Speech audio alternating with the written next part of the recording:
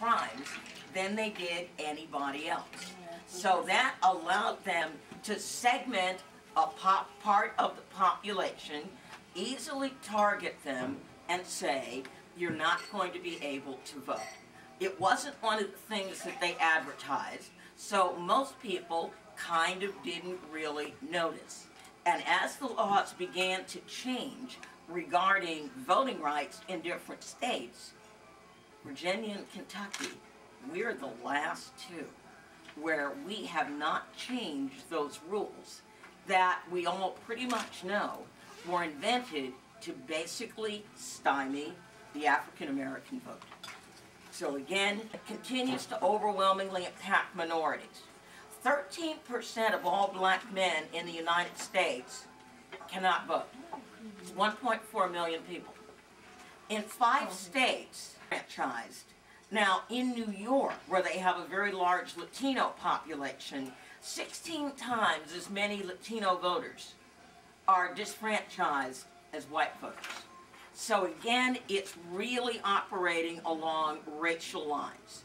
Now, myths regarding the felony laws. Felony disfranchisement laws disproportionately impact people of color because they commit more crimes. Studies have shown that law enforcement agencies engage in selective enforcement and racial profiling. I mean, we've all heard the term DWB, driving while black. All right? You've heard it a lot in California, especially in Oakland, where for years that was a major problem. People of color are policed, arrested, charged, prosecuted, and convicted at considerably higher rates than the population at large. In many instances, it's an issue of lack of money to be able to hire a good attorney. In other instances, it's an issue of the public defender strongly suggests that you just accept the charges because you will get off lighter if you just accept the charges rather than fight them. I've heard that a lot from people in Petersburg, where they wanted to protest that they were innocent, they really didn't do it.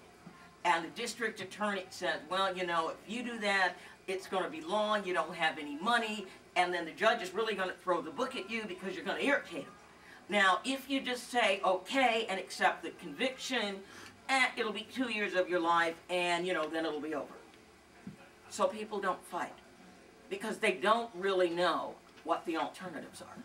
Well, there's another phenomenon that occurs. I saw something, I wish I remember where, it was a television thing, and they talked about folks who couldn't make bail. So they're sitting in jail. They're there for, you know, months. And then they're told, if you plead guilty, we will sentence you to time served. So you can get out of jail. If you want to fight this, you can, you know, stay in jail, and then you can, you know, try to get a lesser sentence. Well, I mean, if you're somebody who's being offered to get out of jail and you don't have to do anything else, or you can stay in jail and fight this, I mean, what kind of choice do you really have in that instance? I mean, you can say, well, I'm innocent, I'm going to fight this, but you're really given a pretty hard choice when that kind of choice is presented. One of the other things that happens in Virginia is, and this is kind of really important for all of our young people to know, it's important for everybody to know, in Virginia, we are one of the states where if you're convicted of 3 misdemeanors, 3 misdemeanors equals a felony in Virginia. So 3 questionable behavior choices where you are caught converts to a full felony. All right? At which point you lose your right to vote. One of the people who called me, who is on her way here, will have an interesting story to tell about that, about some unfortunate choices made as a teenager that still, now that she's in her 30s, are still haunting her. All right, so this is really serious stuff. Other myths Restoring the vote is a partisan attempt to increase the power of the Democratic Party. All right, yeah, we all know about that. Right. All right, now, notice Texas is not one of the states where people who have felony convictions lose their voting rights for life. Even George Bush signed a bill into law, eliminating the 2-year waiting period for people who had completed their sentence could vote.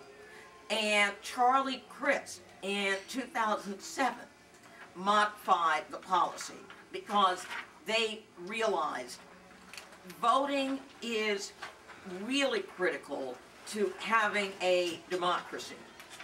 So, Democrats, Republicans, this is not something that is purely political party A and not at all an interest of political party B.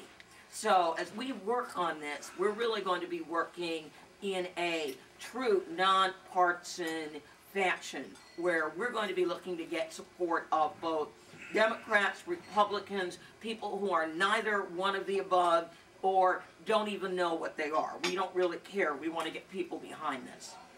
Felony disenfranchisement laws are excessively punitive, and as I mentioned, especially in Virginia with that 3 misdemeanors and now it's a felony, it can be nonviolent drug offenses.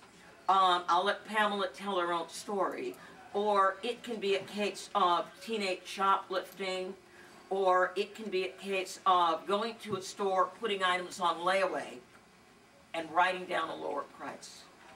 I mean, we think about this, it's like, wow, is this really a crime? Well, yes, it's technically not honest, and 3 of those is equal to a felony. Poor administration of existing laws, next slide. Those in charge of administering felony disenfranchisement policies are often unaware of them and dispense incorrect information.